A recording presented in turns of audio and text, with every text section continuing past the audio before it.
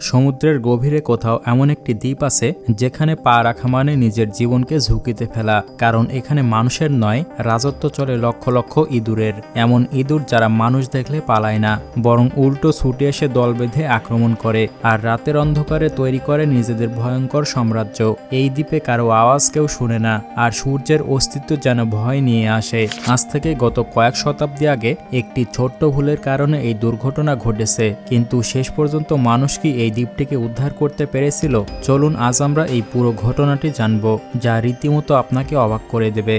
আমাদের এই পৃথিবীতে সমুদ্রের মাঝে ছড়িয়ে ছিটিয়ে রয়েছে হাজারো দ্বীপ, কিন্তু এদের মধ্যে এমন একটি দ্বীপ আছে যেখানে পা রাখার সাহস খুব কম মানুষের, কারণ এখানে মানুষের কোনো রাজত্ব নেই, এখানে রাজত্ব করে লক্ষ লক্ষ ইঁদুর।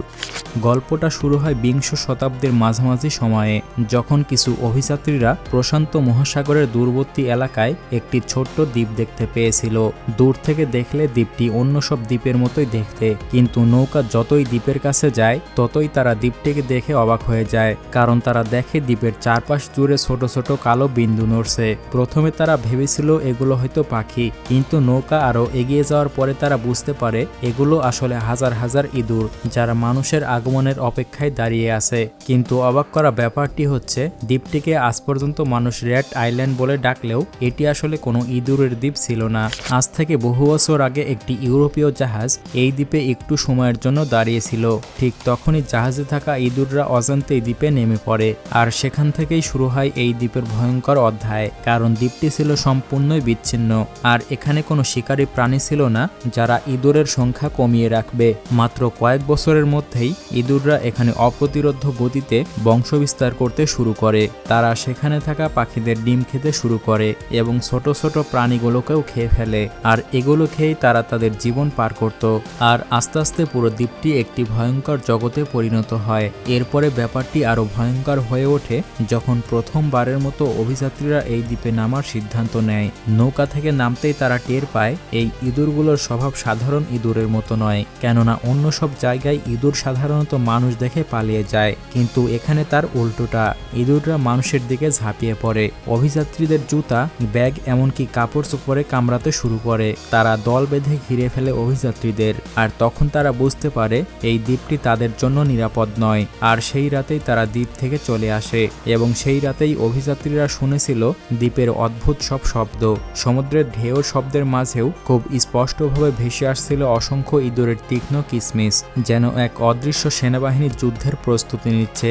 কখনো মনে হচ্ছিল তারা পাথরের নিচে ছোটাছুটি করছে, আবার কখনো মনে হচ্ছিল যেন কোনো বড় কিছু টেনে নিয়ে যাচ্ছে। ক্যাপ্টেন মাঝরাতে উঠে দেখেন দ্বীপের একদম তীর বরাবর শত শত জোড়া চোখ জ্বলজ্বল করছে। প্রতিটি চোখের পেছনে লুকিয়েছিল একটাই অনুভূতি, সেটা হচ্ছে ক্ষুধা। সেই মুহূর্তে অভিযাত্রীদের মনে হয়েছিল তারা যদি ভুল করে ওই দ্বীপে রাত কাটানোর চেষ্টা করে হয়তো কোনোদিন আর ফিরে আসতে পারবে না, কারণ এই ইঁদুরগুলো শুধু সংখ্যা বেশি বলেই বিপজ্জনক নয়, তারা অস্বাভাবিক রকমের আক্রমণাত্মক। পরদিন সকালে অভিযাত্রীরা দ্বীপের ভেতরে ঢোকার সিদ্ধান্ত নেয়, কারণ তারা জানার চেষ্টা করে এখানে আসলে কি ঘটছে। দ্বীপের ভেতরে কয়েক কদম এগোতেই তারা অবাক চোখে দেখে মাটির নিচে অসংখ্য গর্ত এবং সুড়ঙ্গ। ইঁদুররা শুধু এখানে বসবাস করছিল না, তারা পুরো দ্বীপের নিচে একটা নিজস্ব নেটওয়ার্ক বানিয়ে ফেলেছিল। প্রতিটি সুড়ঙ্গ ছিল পরেরটির সাথে সংযুক্ত, যেন তারা এক জায়গায় বিপদ দেখলে মুহূর্তের মধ্যেই অন্য জায়গাতে ছুটে যেতে পারে। এবং আরও অবাক করা ব্যাপার হলো, দ্বীপে কোনো বড় শিকারী নেই বলে তারা কোনো রকম ভয় ছাড়াই দিনে গর্তের মুখে বসে থাকতো, আর কেউ কাছাকাছি এলেই দলবদ্ধভাবে আক্রমণ করত।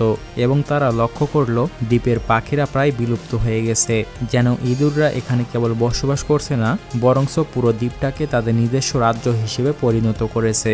দ্বীপটির ভেতরে তারা যতই যাচ্ছিল ততই তারা বুঝতে পারছিল এটা শুধু একটি ইঁদুরের দ্বীপ নয়, এটি তাদের ব্যক্তিগত একটি সাম্রাজ্য। প্রকৃতি সাধারণত সব ধরনের প্রাণী নিয়ে গঠিত, কিন্তু এখানে সেই ভারসাম্য একেবারেই ভেঙে পড়েছে।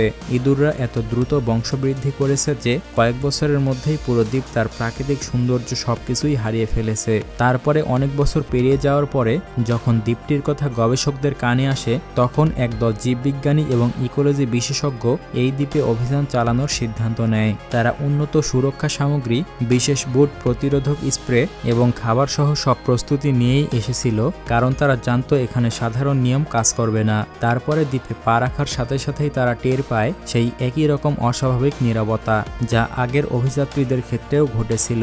এরপরে গবেষকরা দ্বীপের কয়েকটি অংশে ক্যামেরা বসায় এবং ফুটেজে দেখা যায় দ্বীপের প্রায় প্রতিটি ইঞ্চি জায়গাতে ইঁদুরে ভরা এবং তারা দল বেঁধে চলাফেরা করে, কখনো গাছের গোড়ায় আবার কখনো পাথরের ফাটলে। ঠিক তখনই গবেষকরা বুঝতে পারে এটা কোনো স্বাভাবিক প্রাণীর আচরণ না, এটা কোনো ভয়ঙ্কর প্রাণীর আচরণ।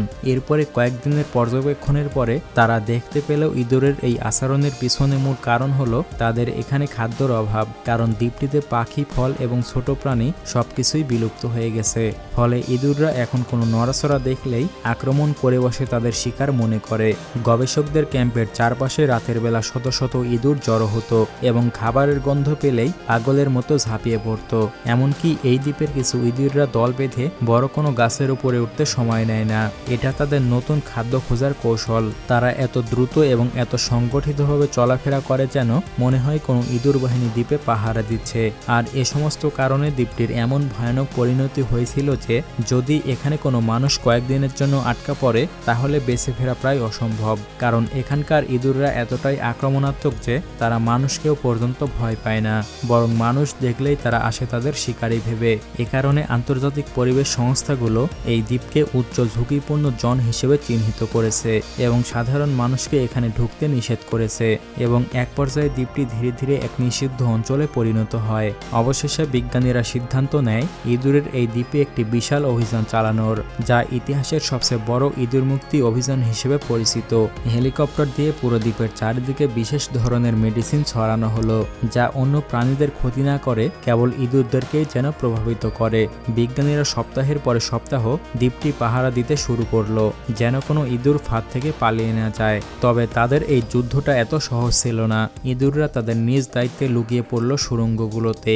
এরপরে অনেকদিন ধরে দ্বীপটি অস্বাভাবিক নিস্তব্ধতা দেখা যায়। তারপরে মাসের পর মাস পরিশ্রমের পরে একদিন তারা লক্ষ্য করে দ্বীপের একপাশে পাথুরে এলাকায় একটি পাখি বাসা বানাচ্ছে। এটা ছিল সেই পাখির প্রজাতি যারা একসময় এই দ্বীপ থেকে নিশ্চিহ্ন হয়েছিল।